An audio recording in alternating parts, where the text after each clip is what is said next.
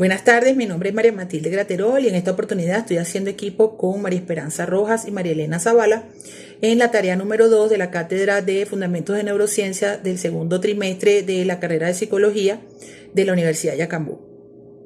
A mí me corresponde el punto relacionado al sistema nervioso central. En primer lugar, debemos saber que el sistema nervioso es una red compleja de estructuras especializadas como el encéfalo, la médula espinal y los nervios. Ellos tienen como misión controlar y regular el funcionamiento de los distintos órganos y de los sistemas, coordinando la interrelación y la relación del organismo con el medio exterior. En cuanto a lo que es el sistema nervioso central, él está compuesto por el encéfalo y la médula espinal y es considerado como el más importante, el principal, y es la fuente de nuestros pensamientos, emociones y recuerdos. El encéfalo es la parte del sistema nervioso central que se encuentra dentro del cráneo y él está compuesto por el cerebro, el cerebelo, el tronco encefálico y el diencéfalo. El cerebro se encuentra por ende dentro de lo que es el encéfalo y es considerado el órgano principal del procesamiento de la información. El cerebro es el que se encarga de recibir los estímulos del entorno, procesarlo a través de las células especializadas llamadas neuronas y a su vez estas células especializadas conllevan o generan una respuesta que es lo que nos va a indicar la reacción del individuo ante la situación que se le está presentando.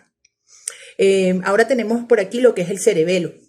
Ocupa la porción postero inferior de la cavidad craneal y está detrás del bulbo raquídeo y la protuberancia. La función principal del cerebelo es la coordinación de los movimientos. El cerebelo evalúa que se ejecutan los movimientos que inician en las áreas motoras del cerebro. En relación a lo que es el tronco encefálico, él consta de 3 partes: el bulbo raquídeo, la protuberancia y el mesencéfalo. Del tronco encefálico salen 10 de los 12 pares craneales. Ahora, el diencéfalo se sitúa en el tronco del encéfalo y el cerebro y consta de 2 partes principales que son el tálamo y el hipotálamo. El tálamo desempeña una función esencial en la conciencia y la adquisición de los conocimientos, lo que se denomina como cognición, y así como con el control también de las emociones y la memoria. El hipotálamo, a su vez, desempeña la función de la regulación del sistema nervioso autónomo, regula también lo que es la hipófisis, las emociones y el comportamiento, la ingestión de bebidas y alimentos, regula la temperatura corporal y también los ritmos circadianos y del estado de la conciencia. Ahora tenemos por aquí el otro componente del sistema nervioso central, que es la médula espinal.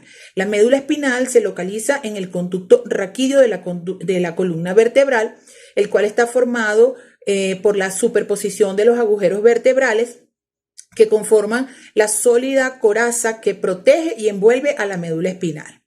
La médula espinal tiene una forma cilíndrica, es aplanada por su cara anterior y se extiende desde el bulbo raquídeo hasta el borde superior de la segunda vértebra lumbar. Muchísimas gracias. El sistema nervioso periférico.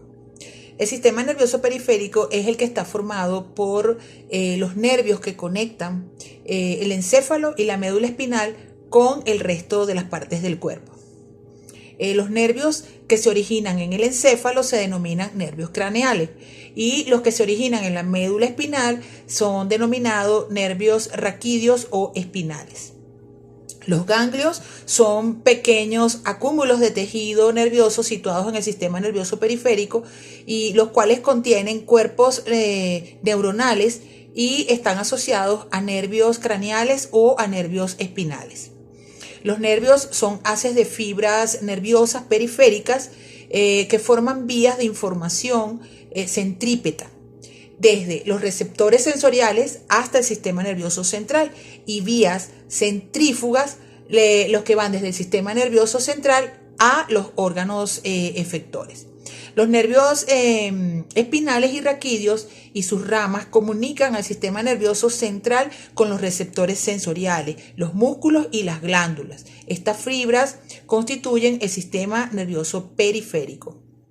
Tenemos como los nervios craneales. Los nervios craneales se designan y se enumeran según la región y donde emergen de la columna vertebral. Hay 8 pares de nervios cervicales que se identifican de la C1 a la C8, 12 pares torácicos que se denominan de T1 a T12, 5 pares lumbares L1 a L5, 5 pares sacro y un par de nervios coxígeos. Los nervios craneales, al igual que los nervios raquídeos, son parte del sistema nervioso periférico y se designan con números romanos y nombres. Los números indican el orden en que nacen los nervios desde el encéfalo, del anterior o posterior, y el nombre, su distribución o función que cumplen. ¿Ok? Los nervios craneales emergen de la nariz, 1, los ojos, 2, del tronco del encéfalo 3 al 12 y de la médula espinal una parte del 11. Entonces tenemos entre algunos que podemos nombrar acá, o mejor dicho, vamos a nombrar los 12 pares.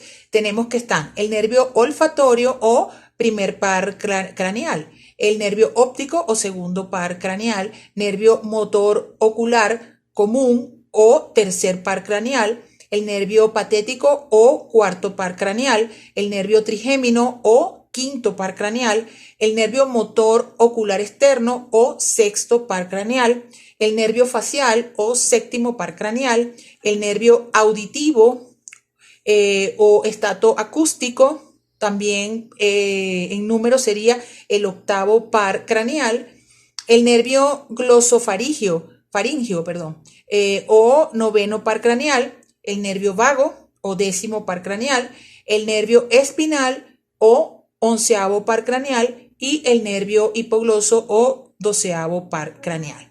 Bueno, muchísimas gracias.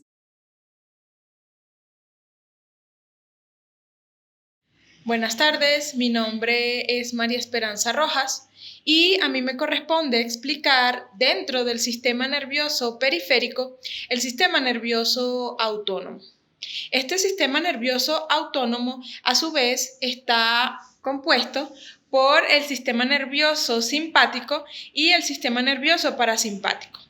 Debemos decir que este sistema nervioso autónomo o vegetativo es el encargado de regular las funciones internas del organismo, con el objetivo de mantener el equilibrio fisiológico. Este sistema nervioso autónomo controla la mayor parte de la actividad involuntaria tanto de los órganos como de las glándulas. Así pues, podemos decir que controla el ritmo cardíaco, la digestión y la secreción de hormonas. Como dijimos anteriormente, este sistema nervioso autónomo se compone o está dividido en el sistema nervioso simpático y el sistema nervioso parasimpático. A su vez, podemos decir que el sistema nervioso simpático es el que está en estado de vigilia, mientras que el cuerpo o el cerebro se mantiene activo, se mantiene despierto. El sistema nervioso parasimpático, por el contrario, es el que se ubica o en el que se realizan las funciones mientras el cerebro está en estado de relajación o está dormido. Mejor dicho, trabaja mientras el cerebro está en descanso. Por lo tanto, podemos decir que estos dos sistemas dentro del sistema nervioso autónomo trabajan de manera opuesta o antagónica.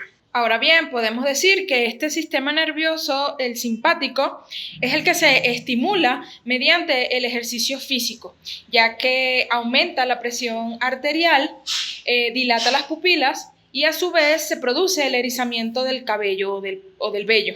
Este sistema nervioso autónomo simpático es el que funciona cuando el organismo se encuentra en estados de estrés y la respuesta básicamente va a los estímulos de este sistema nervioso simpático, va a ser o la lucha o la huida.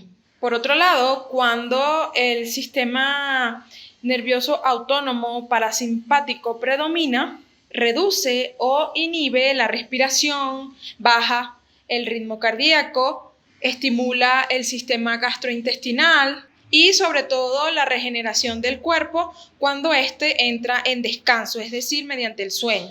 Por ende, está relacionado con todas las respuestas internas cuando pues, el cuerpo se encuentra en estado de relajación. También provoca que las pupilas se contraigan, facilita a la digestión. Por lo tanto, podemos decir que estos dos sistemas nerviosos autónomos trabajan de manera opuesta. Mientras uno contrae, el otro dilata, y mientras uno inhibe, el otro estimula. Muchísimas gracias.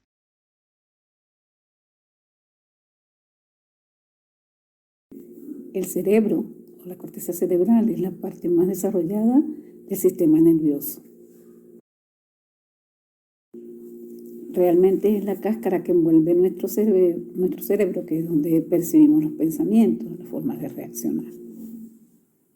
El cerebro o encéfalo es el cerebro es la parte que se ve, lo más voluminoso, pero realmente está compuesto de tres partes: el tallo cerebral y el cerebelo, con el cerebro.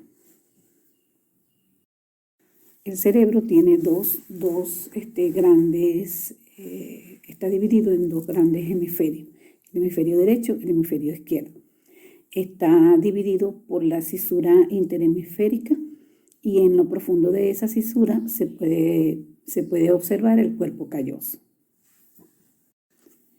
Estas dos grandes divisiones hemisféricas, como ya dije antes, hemisferio derecho y hemisferio izquierdo, tienen zonas, las cuales se les denomina lóbulo: el lóbulo frontal, el lóbulo occipital, el lóbulo temporal y el lóbulo parietal. Se habla de un quinto lóbulo que se dice que es el lóbulo de la ínsula. El cerebro observa capas que se denominan meninges, porque ellas protegen el cerebro de golpes, de que no rebote. Hay la primera, que está en contacto, que es casi ósea, es bastante fuerte y resistente. Se llama la dura madre. Luego viene otra capa que se denomina aracnoide. Y la tercera capa es la pía madre. Ella está en contacto directo con el cerebro. La sustancia blanca y la sustancia gris están formadas por neuronas y por axones, neuronas dendritas, y están localizadas en cada uno de los hemisferios. Las estructuras subcorticales son un grupo de formaciones neurales, tales como el diencéfalo, la glándula pituitaria, la misma hipófisis, las estructuras límbicas y los ganglios basales. Es todo por el momento. Muchas gracias. Las estructuras subcorticales son un grupo de formaciones neurales, tales como el diencéfalo, la glándula pituitaria, la misma hipófisis, las estructuras límbicas y los ganglios basales. Es todo por el momento. Muchas gracias.